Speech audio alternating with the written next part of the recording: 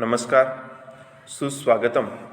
ધોરણ 11 કોમર્સ નામાના મૂળ તત્વો ભાગ 1 પ્રકરણ 11 બેંક સિલક મેળ.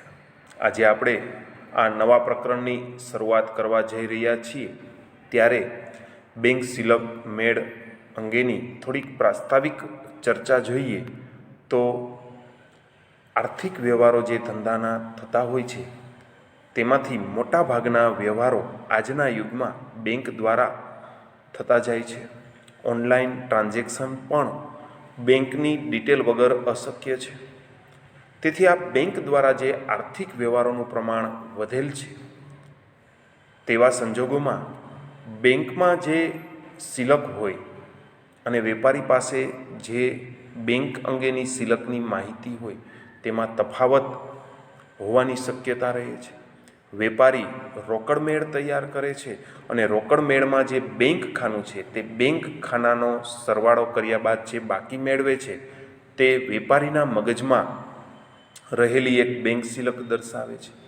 જ્યારે બેંકમાં થયેલા તમામ આર્થિક વ્યવહારોની નોંધ પાસબુકમાં હોય છે અને આ પાસબુકમાં થયેલ નોંધને આધારે બેંકમાં કેટલી સિલક છે આ બંને સિલક જ્યારે મેળવવામાં આવે ને ત્યારે તફાવત ઉદ્ભવે ત્યારે આ તફાવતના કારણો કયા કયા છે તે જાણવા મળે અને તે જાણવા માટે જે પત્રક તૈયાર કરવામાં આવે તેને બેંક સિલક મેળ તરીકે ઓળખવામાં આવે છે.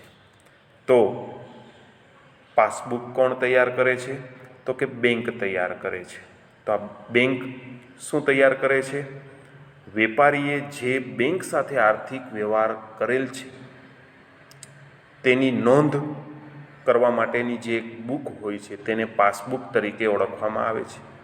અહીં પાસબુક એટલે કે બેંકના ચોપડે રહેલ વેપારીના ખાતાનો ઉતારો કે નકલ, એટલે કે વેપારીએ બેંકમાં કરેલા આર્થિક વ્યવહારોની જે નોંધ કરેલી હોય છે તે તમામ નોંધનો ઉતારો કે નકલ છે તેને પાસબુક તરીકે ઓળખવામાં આવે છે. જ્યારે રોકડ મેળ છે તે વેપારી તૈયાર કરે છે. વેપારી બેંક સાથેના બધા જ વ્યવહારો રોકડ મેળના બેંક ખાનામાં લખે છે. તો આ રોકડ મેળ અને પાસબુકમાં જે નોંધ થયેલી હોય છે તો અમુક નોંધ રોકડ મેળમાં કરવાની ભૂલાઈ જાય છે. ઘણી વખત ખોટી રકમથી નોંધ થતી હોય છે. ઘણી વખત ખોટી બાજુ રકમ નોંધાઈ જતી હોય છે. ઘણી વખત પાસબુકમાં અમુક ચાર્જ ને અમુક રકમ નોંધેલ હોય છે જે વેપારીને ખબર હોતી નથી, તેને કારણે તેની નોંધ રોકડ મેળમાં થયેલ નથી હોતી.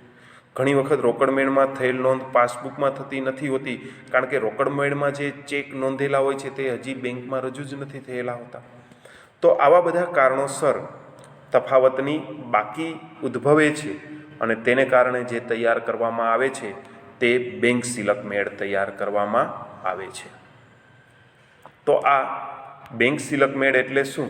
તો કે બેંક સિલક મેળ એટલે અમુક ચોક્કસ સમયે કે તારીખે રોકડ મેળ પ્રમાણેની બેંક બાકી અને પાસબુક પ્રમાણેની બાકી કે વિગતો વચ્ચેના તફાવતના કારણો દર્શાવતું પત્રક.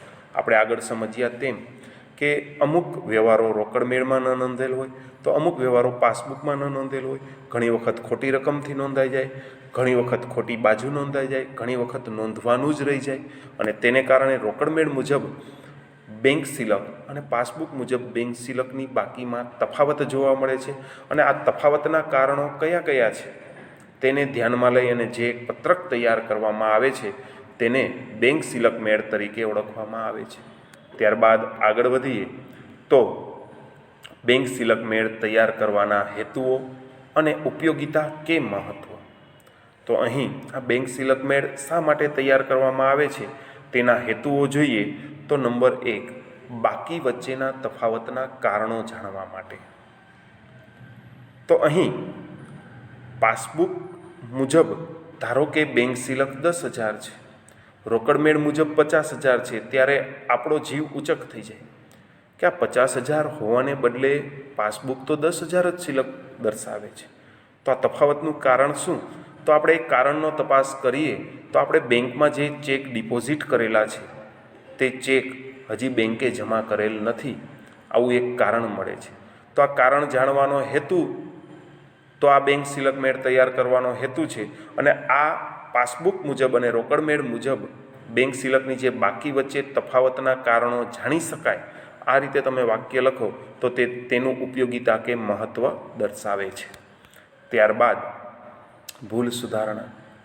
આ પાસબુક મુજબ અને બેંક રોકડ મેળ મુજબ બેંકની જે બાકી છે તેનો તફાવતનું કારણ કોઈ ભૂલ હોય તો તે ભૂલમાં સુધારણો કરી શકાય તેવો હેતુ રહેલો છે. અને જો આ ભૂલ સુધારી શકાય તો તેની ઉપયોગિતા કે મહત્ત્વ દર્શાવે છે. ત્યારબાદ સાચી બેંક શિલક જાણી શકાય. બેંક શિલક મેળ તૈયાર કરવાને કારણે ખરેખર બેંકમાં કેટલી શિલક છે તે જાણવાનો હેતુ છે, અથવા સાચી બેંક શિલક જાણી શકાય તો આ બેંક શિલક મેળ તૈયાર કરવાની ઉપયોગિતા કે મહત્ત્વ છે. ત્યારબાદ રકમ સુધારણા રોકડ મેળમાં કરી શકાય. કેવી રીતે? તો કે અમુક નોંધ છે તે પાસબુકમાં જ હોય છે. દાખલા તરીકે બેંક ચાર્જ, બેંક કમિશન, બેંકે જમા કરેલ બેંક વ્યાજ, જેની જાણ વેપારીને હોતી નથી. તેથી રોકડ મેળમાં આવી નોંધ હોતી નથી. ત્યારે વેપારી આ બેંક શિલક મેળ તૈયાર કરવાને કારણે રોકડ મેળમાં જે રકમ નથી નોંધેલ અથવા ખોટી નોંધેલ છે તે રકમમાં સુધારણા કરી શકે છે. ત્યારબાદ સાચી આર્થિક સ્થિતિ.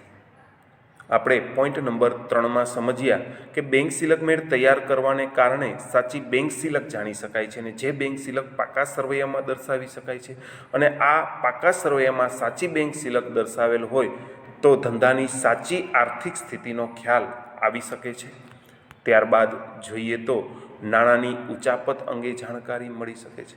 બેંક શિલક મેળ તૈયાર કરો તો બેંકમાંથી કોઈએ, કર્મચારીએ, કોઈ કામદારે નાણાંની ખોટી ઉચાપત કરેલી હોય તો તે અંગેની જાણકારી બેંક શિલક મેળ તૈયાર કરવાને કારણે મેળવી શકાય છે. ત્યારબાદ સરભર કરતી ભૂલો અંગે જાણકારી. ઘણી વખત એવું બને છે કે વેપારીએ 3,000નો ચેક લખેલ છે જે બેંકમાં રજૂ થયેલ નથી. તેવી જ રીતે એક વેપારી પાસેથી કે ગ્રાહક પાસેથી 3,000નો ચેક મળેલ છે જે બેંકે જમા પણ કરેલ નથી. તો આવા સંજોગોમાં બેંક શિલકમાં કોઈ તફાવત જણાતો નથી. તો અહીં ભૂલ હોવા છતાં ભૂલની જાણકારી મેળવી શકાતી નથી. અને તેવા સંજોગોમાં બેંક શિલક મેળ તૈયાર કરવાને કારણે આવી જાણકારી મેળવી શકાય છે. ફરીથી જોઈએ તો 3,000નો ચેક લખેલો હોય તો તે બેંક શિલક ઘટાડે છે. તેવી જ રીતે 3,000નો ચેક ભરેલો હોય તો તે 3,000 શિલક વધારે છે. તો બેંકમાં જેટલી શિલક છે એ આ બંનેની નોંધ થઈ જાય તો પણ તેટલી જ શિલક રહેશે. અને આ બંને ચેકની નોંધ બેંકમાં થયેલ નથી તો પણ તેટલી જ શિલક રહે છે. જો હવે આ લખેલો ચેક બેંકમાં રજૂ થતો નથી, ભરેલો ચેક બેંક વસૂલ કરતી નથી, તો એ એક પ્રકારની ભૂલ જ છે. અને આ સરભર કરતી ભૂલ છે. તો તે અંગેની જાણકારી મેળવવી હોય તો તમે બેંક શિલક મેળ તૈયાર કરો તેવા સંજોગોમાં આ જાણકારી મેળવી શકાય છે. ત્યારબાદ અંતિમ પોઈન્ટ જોઈએ તો બેંક દ્વારા થયેલા વ્યવહારો અંગે જાણકારી મેળવી શકાય. તો બેંક દ્વારા કેવા વ્યવહારો થયેલા હોય? તો કે કોઈ ગ્રાહક બારોબાર આપણા ખાતામાં જમા રકમ કરે તો વેપારીને જાણ હોતી નથી. બેંક પાસબુકમાં બેંક ચાર્જની નોંધ કરે તો તેની જાણ વેપારીને હોતી નથી.